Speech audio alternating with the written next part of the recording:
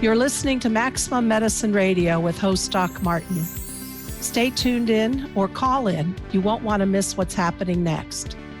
How do you step into your maximum potential? How do you connect your spiritual drive with your physical path? Stick around as Doc Martin takes listeners on a journey through the seen and unseen, the accepted and the unbelievable. Get ready to meet the maximum you the world needs on Maximum Medicine Radio with Doc Martin now. Hi, everybody. I'm Doc Martin, Maximum Medicine.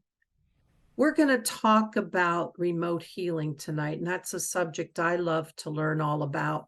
And in fact, the next episodes of Maximum Medicine are going to try to drill down into understanding these things we call energy medicine, although Stephan, I'm sure, will be first to tell us it's not about EMF or energy. So Stephan Schwartz is with me.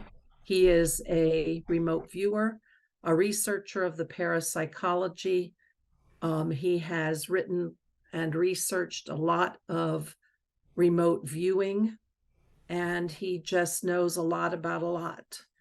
And one thing I loved when I read up on some of his papers and the things that he gets into is a story about a Native American who did miraculous healing.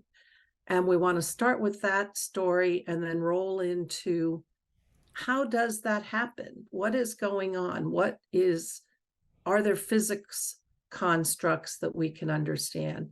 But Stephan, hi, thank you for being here. My pleasure to join you. So once upon a time, I believe you were younger than you are now. Yes. You met a Native American gentleman who was called Rolling Thunder, and you watched something miraculous happen. And then I've kind of looked Rolling Thunder up and trying to understand who he was, and we can talk a little bit about that. But tell us the story. Okay. Well, I was, yes, a much younger man, and I was living in Virginia Beach. I got, through a very strange set of circumstances, I was introduced to the Edgar Cayce material, and which had a very big effect on my life, changed my life, and I had decided I would read all the Edgar Cayce readings, which I did. And then I read everything that had been published in parapsychology. And then this is 1960, 66, I think, something like that, 68. I started doing research myself. I'm one of the people that created remote viewing. Anyway, I was working at the ARE, not working, but I was doing research at the ARE, reading the readings. And I had become friendly with Hughlin Cayce, who was Edgar Cayce's son, who was the head of the ARE, and he asked me if I would go to the bus station and pick up somebody named Rolling Thunder. Now, I need to say, by a little context, he had asked me a number of times to pick up people. It was his way of introducing me to people he thought I would find interesting. And previously, I had picked up a man who arrived with his entourage, and who even brought the pans that his food was cooked in. And everybody was his little entourage were incredibly deferential, and he was the holy man, and I listened to him talk at his presentation, and I was singularly unimpressed. And I need to say that by way of background for this, because then the next thing was that Hughlin asked me if I'd go pick this guy, Rolling Thunder, up. It was Shoshone medicine man, shaman. And I said, well, sure, where do you want me to go? What time's he coming in at the airport? And he said, oh, no, just go pick him up at the Greyhound bus station. And I thought, really? So at the appointed time, I went to the Greyhound bus station, and I was looking around the station, and I went into the little coffee shop that they had there, and here was this sort of middle-aged guy in an old tweed jacket who was smoking a pipe and having some sort of drink that he was drinking. And I thought, whoa, this is a completely different deal than this fellow that I had done the week before, who had, everybody was made such a deal out of him. This was just a middle-aged man in an old tweed coat in a bus station. And I just didn't know what to do quite with that. Anyway, so I went up to him and introduced myself, and he said he was Rolling Thunder, and I explained who I was, and that we were down in Norfolk. The ARE is in Virginia Beach, a related city. And so I was driving him home, and as we were going by a shopping mart, he said, "Oh, could you stop and go in and get me a couple of steaks?" And I thought, a couple of steaks? But okay. So I went in and I bought him the 2 best porterhouse steaks I could see. I thought, what in the world is he going to do with this? And but I didn't know. Anyway, I brought him out, got back in the car, and we were driving down the road, and as you enter Virginia Beach on that road, you go through a state forest, which butts up to the ARE property. And as we're driving along, I explained to him this was a state park, and that it abutted up to the ARE, and he said, "Oh, that's okay, that's good. Could you stop the car?" And okay. So I stopped the car. I thought, what in the world what does he want to do?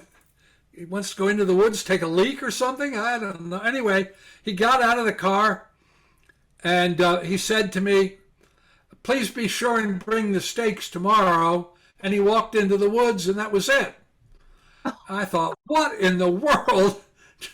Just, where was this guy going to spend the night? I mean, what was he going to do? Anyway, I drove back home. I took the steaks. And the next day, at the appointed time, I was told, I took the steaks and I went up to the ARE, and behind the building there was a parking lot, and in the parking lot there were some people gathering, and Hugh Lynn said to me, "Could you help me?" And another guy was there. "Could you bring out one of the massage tables?" So we went down into the basement and got one of the massage tables and brought it out. And I thought, what in the world is going on here? And I noticed that there were all these people, most of whom were men, interestingly enough, not entirely, but mostly. And I said to Hughlin, "Who are these people?" He said, "Well, they're mostly doctors. And they've come to witness this guy. He's going to do a healing." I said, "He's going to do a healing?" He said, "Yes." So anyway, we were sitting around talking, and, it was getting toward the time the conference was supposed to start, and out of the woods comes Rolling Thunder. Literally just walked up out of the woods. And he walked over to me and he said, "Did you bring the steaks?" I said, "Yeah." He said, "Would you make me a little fire?"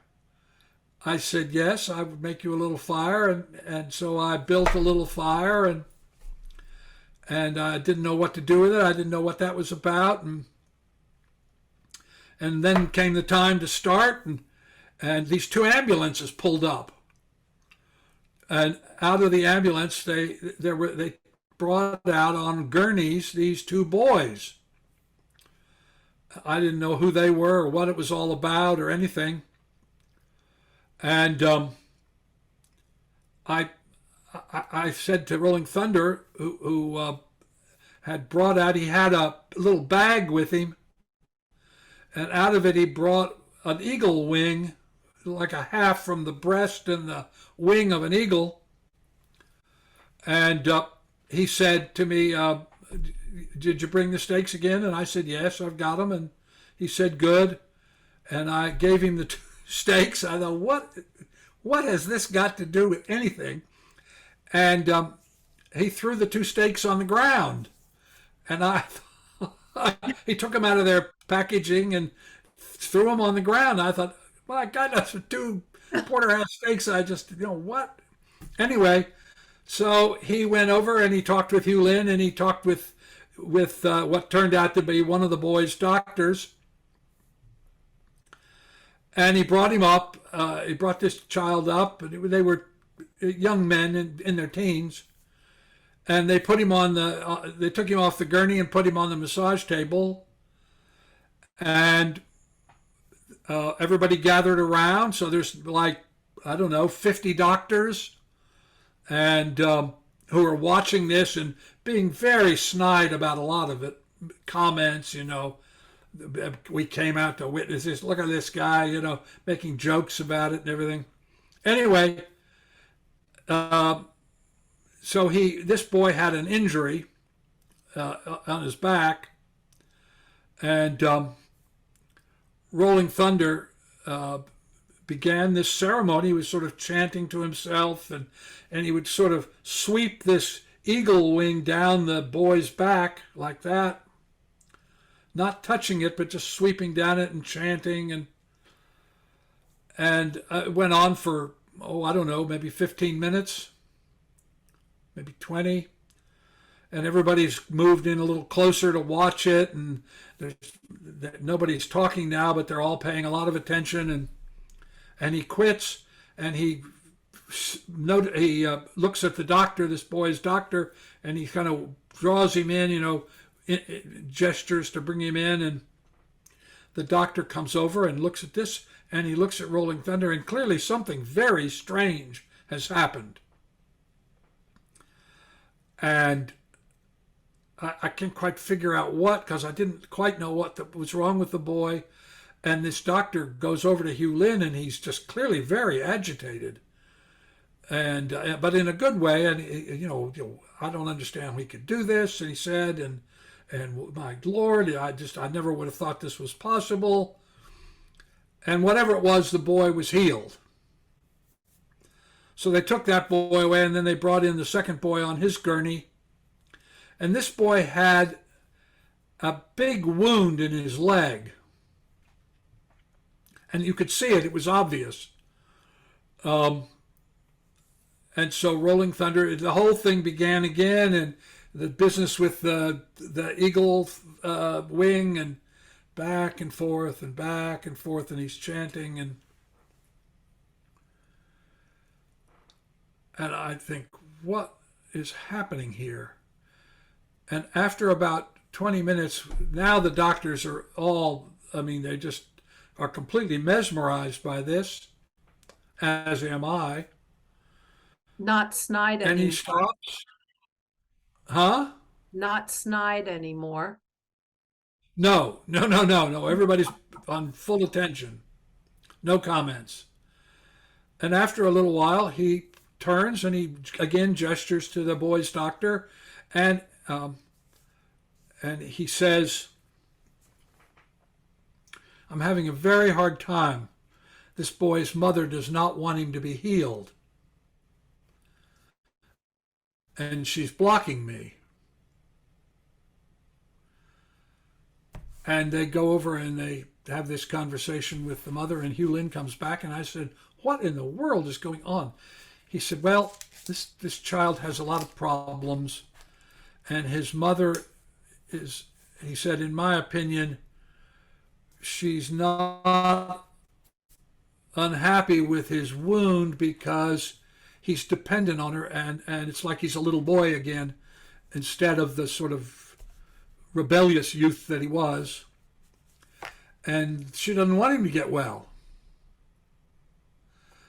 And Rolling Thunder goes back to this, and he goes on for a while, and then he says, "Okay." And this boy, who's got what looked like it was a wound about 6 inches long on his leg, on his calf, it's gone. And now the doctors are completely just beside themselves.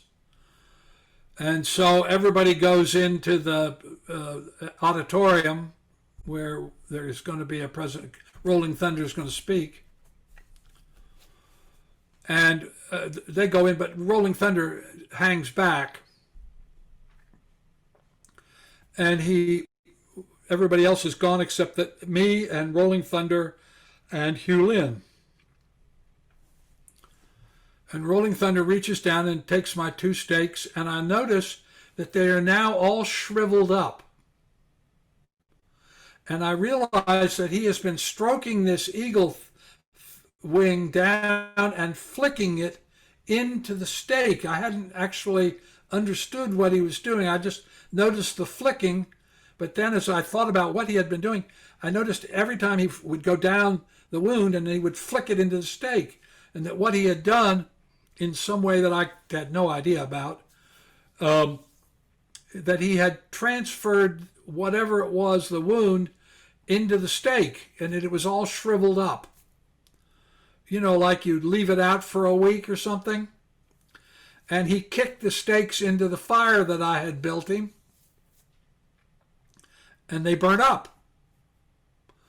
And he went into the room, and then he began to explain, and he was, as I say, a Shoshone medicine man and a shaman, and he explained his understanding of what he was doing and how he was bringing about the healing and transferring whatever it was. The way he explained it, I realized he wasn't very clear about it either, but he had transferred it into the steak, and the 2 porterhouses, and that is what had caused them to shrivel up. And having watched that, I'd never seen anything like that, and having listened to these doctors talk about it and go and examine these boys, it just was very startling and had a huge effect on me. And that's what got me interested in what I would call today non-local perturbation, that is, consciousness having an effect on physical reality. And that's one of the things that got me started as a researcher, because in 1968, so this was probably 66, 67, 68, I started doing experiments and created what today we call remote viewing. So anyhow, let's fast forward to what you know now, 60, 50 years later. Well, what I know now is that although everybody talks about healing as an energy phenomenon, it's actually an informational phenomenon, because to really understand what's going on, you have to go back to Max Planck's comment in 1931. Max Planck, father of quantum mechanics, was interviewed by the Observer newspaper in 1931. And the reporter who interviewed him, he didn't give very many interviews, so this was a very big deal. The reporter who interviewed him said, "My editor in London sent me up to ask you just one question. You and Einstein are the most famous scientists in the world. What have you learned?" And I think they thought he was going to talk about molecules and atoms and things. But instead what he said was, what I have learned from my research is that consciousness is causal and fundamental. You cannot get behind consciousness. Space-time arises from consciousness, not consciousness from space-time. And that what is going on is that what we call reality is an information architecture created by intentioned consciousness, and not just human. And at an ultimate sense, if you carry that out, then what we call the universe is a manifestation of information architecture created and set in motion by intentioned consciousness, a human not being probably part of it, but that in any case, that there is continuity of consciousness. That is, you have an eternal self, what religion calls the soul. And this aspect of you episodically manifests a personality which it incarnates. And you choose your parents, you choose your race, you choose your socioeconomic level, you choose your geography, and you live your life, and you make choices, because this is the realm of the will. That is, we make choices, and you physically die at some point, and your consciousness continues. We are never coming back. You and I are never coming back.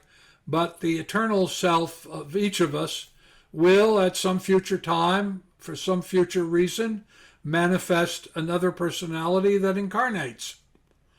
And once you begin to think about this and you realize that the two real mystery questions are, what is consciousness and what is information? And I don't know the answer to either one of those questions, and nor does anybody else as far as I can tell. But those are the critical function. We live in a realm of information that is created by intentioned consciousness, and we can have access to this aspect, this eternal aspect of ourself. One of the best ways is to develop the daily practice of meditation, because meditation, intention focused awareness, is the key to opening to non-local consciousness. And we know this experimentally, and I guess I should say to you that I am an experimentalist. I'm not a philosopher, I'm not a theoretician, I'm not a metaphysician in the sense those terms are usually used. What I care about is objectively measurable data. So I care about experiments and the results they produce. And if you look at the research, you see, for instance, that meditators routinely do better at remote viewing, which is an aspect of opening to non-local consciousness. It's a terrible term, by the way. It has nothing to do with remote. It has nothing to do with viewing. What it has to do with is that you can, when you develop the ability to attain and sustain intention-focused awareness, you can access this part of yourself, the eternal part. And when you do that, through the intention that you're holding, you can get information about anything. And you can also, when you attain and sustain intention-focused awareness, you can affect physical reality in the form of another organism. That's what healing is. What healing is really about is that you're holding an intention, you make a linkage at the non-local level, that is outside of space-time, and it's the best evidence that I see is that it's something like a placebo effect. That is, you link with another person and you alter, because of your intention, you help them to focus on whatever the problem is, and they control, because your body is a manifestation of your consciousness, you can alter the physical reality of another person. And there's all kinds of experiments to do this. And by the way, it works in both positive and negative ways. That's where the idea of the evil eye and curses and all that, that's where that all begins. Because we know from the research, again, I am an experimentalist. So going back to the beginning, one of the very first experiments was an experiment carried out by a man named Barry at the Institut Metaphysique in Paris.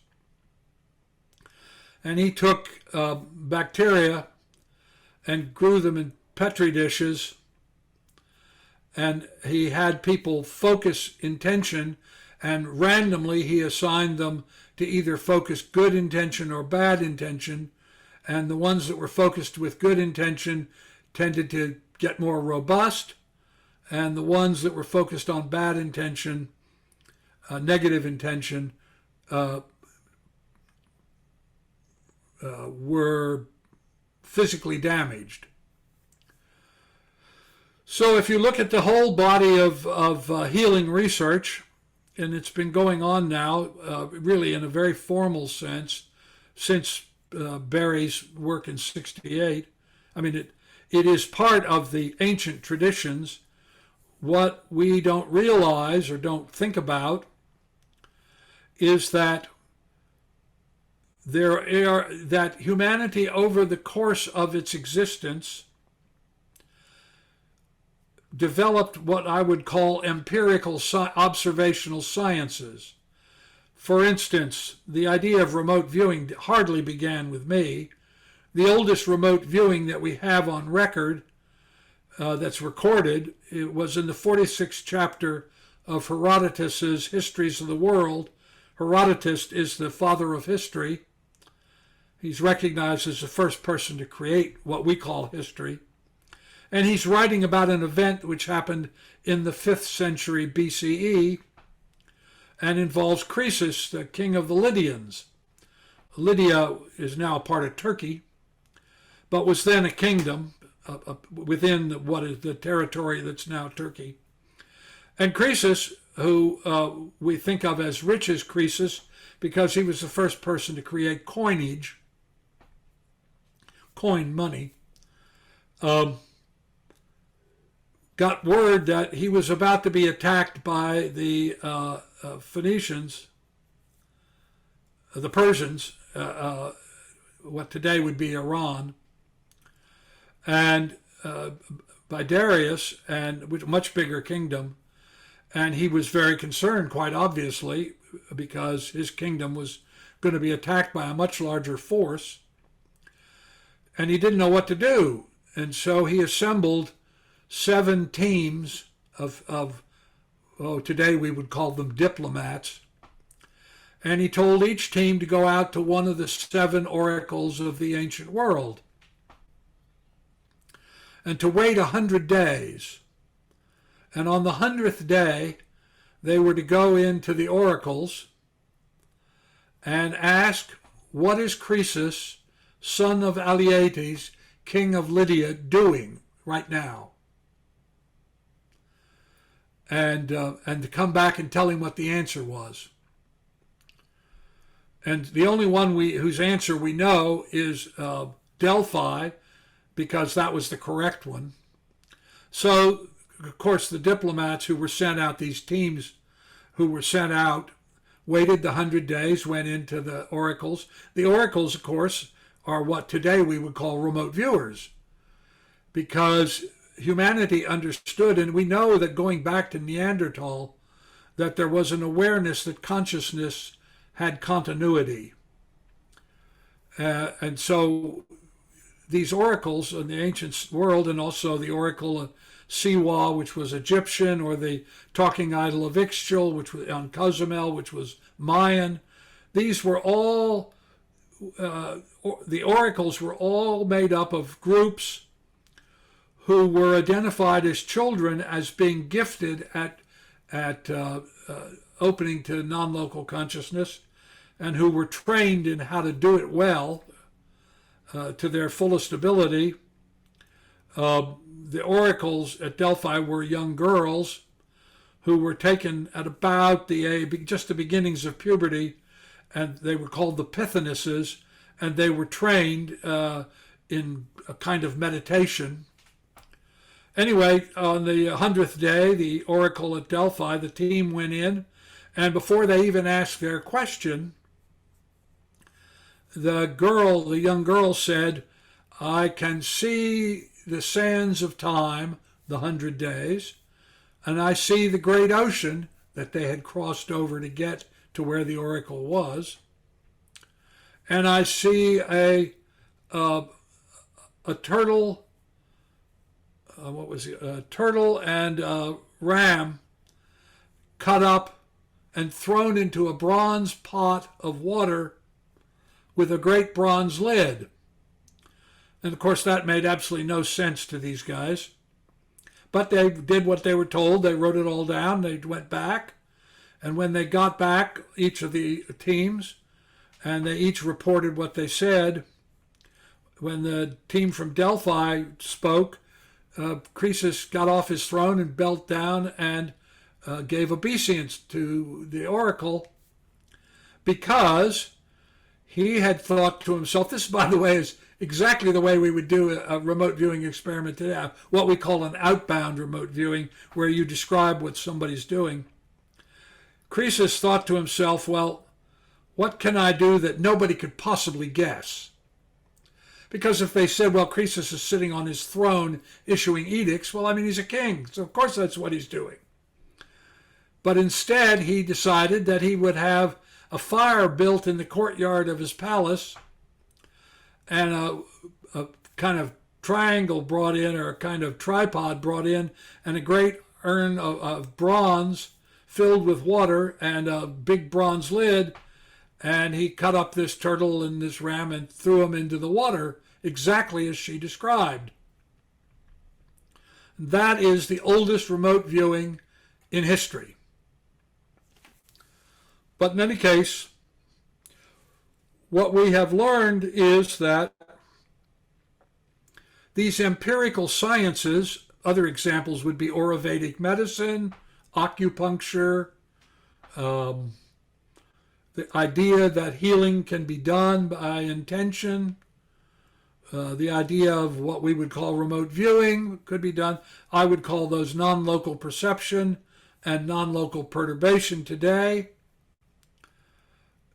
That has been a part of human history for as long as there has been human history, and in fact, for thousands of years before there was human history, before anything was ever recorded. And we know this because of the archaeological excavations, as I say, going back to Neanderthal, which made it clear that they understood there was some idea of continuity of consciousness, and that they had some ceremony for it, and they left artifacts which demonstrated this. And it's come down to us, and in the early 20th century, science began to seriously examine this. The idea of therapeutic intention, a group of nurses, Doris Kuhns and Dolores Krieger, created what's called therapeutic touch, which is taught to nurses so that when they're treating their patients, they hold them in therapeutic intention. There are now hundreds of studies. I've done a whole bunch of these studies. For instance, we know that healing can cause a change in the molecular structure of water. And that is one of the reasons, I mean, you ask yourself, why is wine and water such a big part of every religious ceremony dating back as far as you can go? And the answer is because when you hold therapeutic intention, which is what the priest is at least theoretically doing, you cause a change in the bond relationship of the water, the H2O. And we know this because I did an experiment in which I had people do healings while they had little vials of hermetically sealed water that were on the palms of their hands in a kind of little cotton sleeve. And then we examined that compared to control water. And what we found was all the water were in those little glass vials that you see doctors take medicine out of. I had them specially prepared. And what we discovered was that the water that had been treated to therapeutic intention had a different molecular structure than the water that was the controls, who were not exposed to that healing. And interestingly enough, because I thought, because that's what everybody says, the longer the healing, the more the the longer the healing intention is maintained, the greater the healing. So I had a 5-minute bottle, a 10-minute bottle, and a 15-minute bottle. And I assumed, my hypothesis was that the 15-minute bottle would show more healing than the 10-minute bottle, which would show more than the 5-minute bottle. Turns out that's not true, because the idea was that we thought originally that what was going on was some sort of energetic process. That is, the healer was sending some kind of energy, which is the way everybody talks about healing. But in fact, that's not what's going on. What happens is there is this non-local linkage, and that the actual healing occurs in less than 5 minutes. I didn't have a bottle. I want to interject a story here because I think it talks to this. One of my favorite, or kind of my hero when I read about him, is Frank Fool's Crow, Lakota Sioux medicine man. And he was interviewed by, I believe the Lutheran minister was Thomas Means, I think. And Frank would bring the client to his teepee and do the healing over 4 days. And one of the things that Thomas Means said to him is, why does it take 4 days? And Frank said, it doesn't. Spirit happens instantaneously, but the patient has to get ready. And that leads me back to what you said. And just for the listeners, in October, I'm interviewing Wendy Coulter, a medical intuitive. We're going to talk about the idea of the permission to heal. And it's like when you said Rolling Thunder said, the mother's blocking me. I think that there's this, and this speaks to why 15 minutes wasn't necessary. The healer himself, with the intention, happens right away. And perhaps downstream on the patient end, the client end, if their physiology is going to be entrained to the healer, or going to allow their information to shift, perhaps there's a need for that allowing. Yes, precisely. What happens is you establish the linkage, but if the person is blocking the linkage now, but it's not entirely, because as I said, if you look at the idea of negative therapeutic intention, which is this whole tradition in shamanism and all kinds of cultures about negative intention. We know, for instance, Roger Nelson, who was at Princeton, did a brilliant experiment called the Global Consciousness Project, and you can go up to his website, just search on Global Consciousness Project. And what Roger did, and he's been doing it for years, so the data is just overwhelming, he discovered that whenever there is a collective intention, that is, where a number of people gather together in a collective awareness of an event, the death of Princess Diana, Nelson Mandela's death, the tsunami in Japan, those kind of things. Wherever a large number of people are focused in intentioned awareness, that literally it alters the structure of reality. Now, what Roger's got, he's got little random number generators that are scattered all over the world. And what he shows is that these things run 24/7. So they're just running all the time, and it's random. And then there comes this moment where there's this collective intention. And when that happens, they go non-random. That's the experimental proof of what I'm saying, one of the proofs. And when you begin to think about this, Van Rensselaer Polytech Institute also did research, and they showed that when 10% of any cohort, any group, whether it's a school group, a church group, a neighborhood group, or a nation, an entire culture,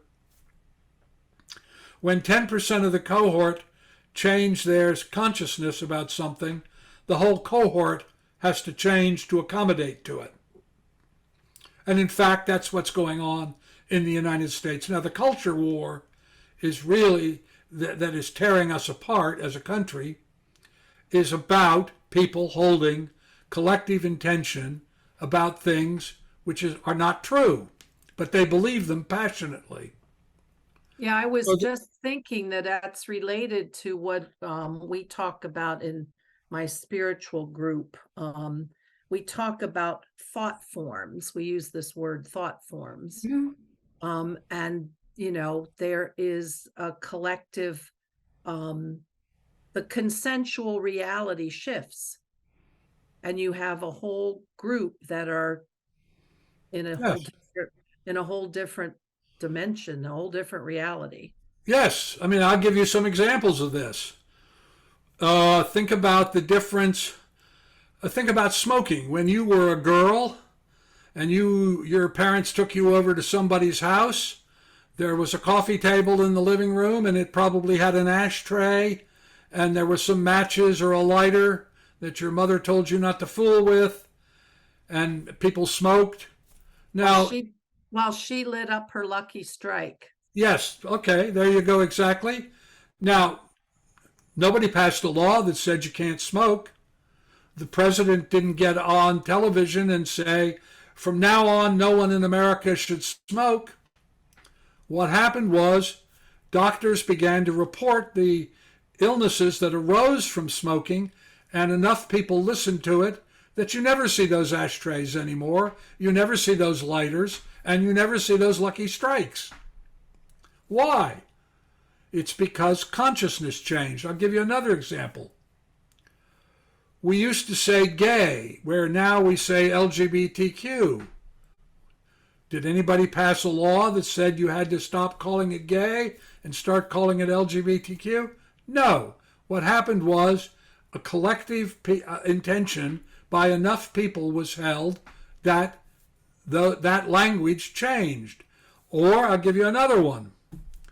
Look at the role of women in society. Before 1918, women couldn't even vote. Now you have people like Gretchen Whitmer, governor of Michigan, who are literally changing the culture of their state. Why? Because they get enough people in their state to join them in holding that collective intention. That's why in the last 30 years of my life, what I have been focused on is fostering well-being. That's what I care about. Why do I care about that?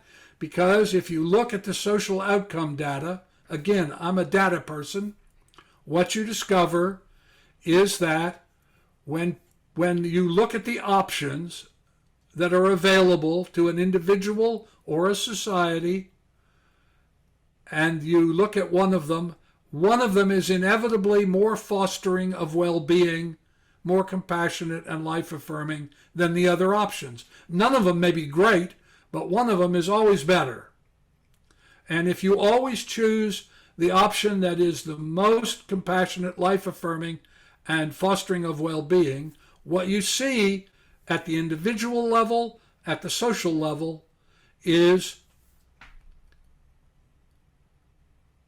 it causes changes which are more productive, more efficient, easier to implement, nicer to live under, more compassionate, and much, much cheaper.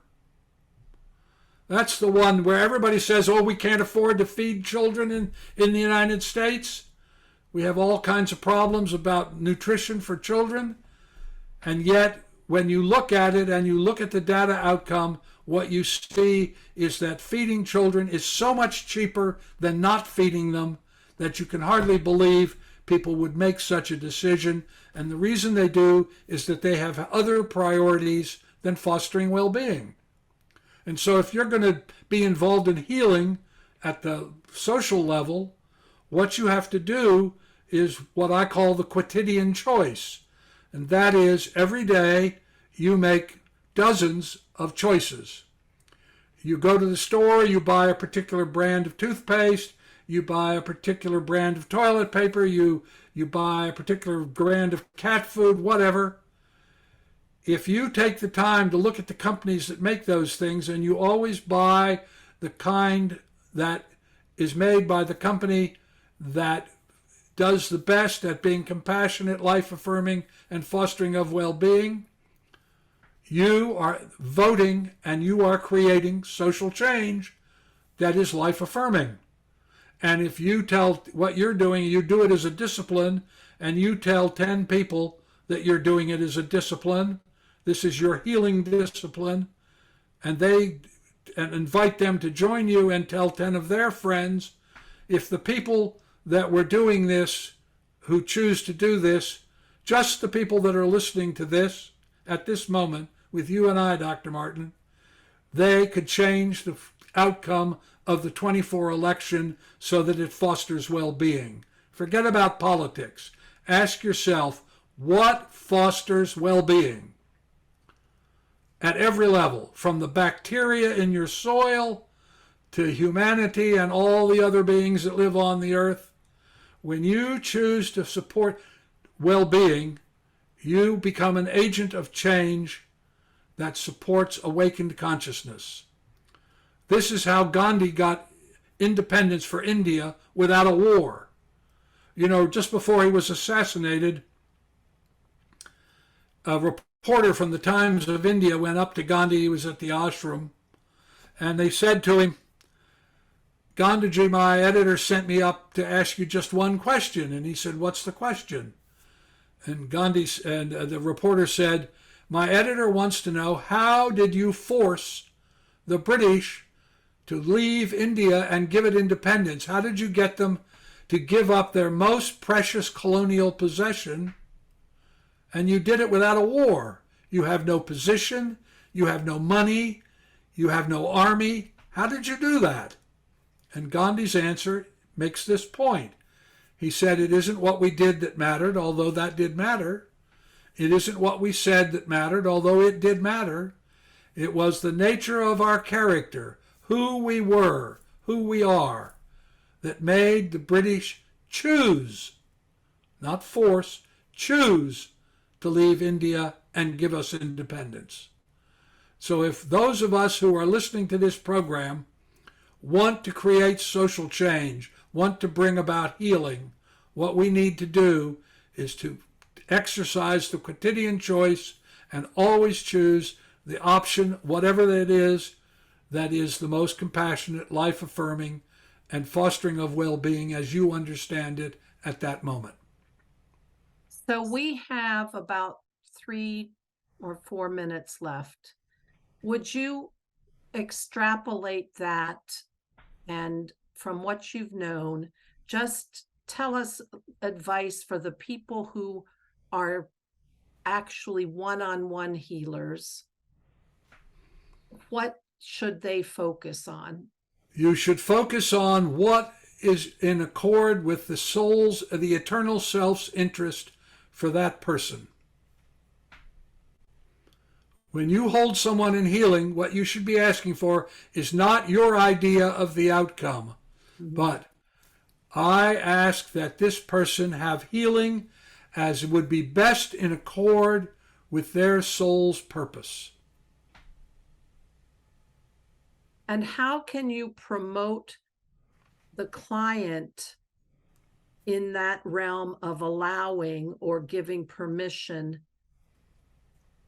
Well, you ask them to begin with, do you actually want to be healed? Is that really important to you?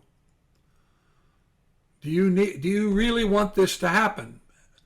The other thing I would say to everybody is develop the daily practice of meditation. It doesn't matter how you do it. There are lots of ways to meditate. You can go to my personal website, StephanASchwartz.com, and get Meditation for Modern Minds, which is a meditation technique I designed based on science, but the technique is not the critical part. The critical part is that you spend 20 minutes a day focused holding the intention that you are opening to the soul purpose or the eternal self, however you want to frame it, and that you become a channel of healing and compassion and well-being in everything you do. And then you make those choices as I described. And as I said, if the people that are listening to this show will do this and tell 10 people that they're doing it as a discipline and invite them to do it and have 10 of their friends do it, it literally could change the course of the history of the United States. I love learning from you, Stephan. I appreciate your big brain so much. I'm going to bet you have a photographic memory.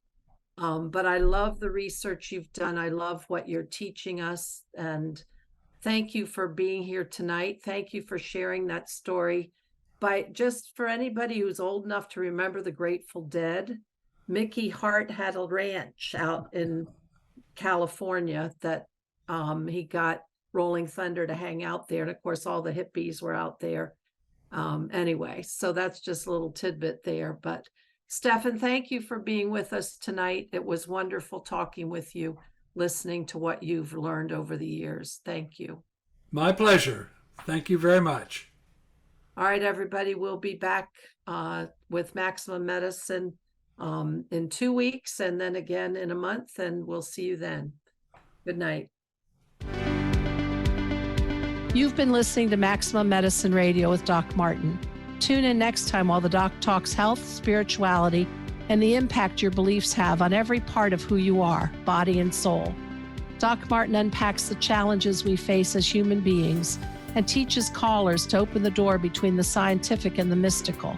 To learn more about Doc Martin and Maximum Medicine, visit www.sharonmartinmd.com.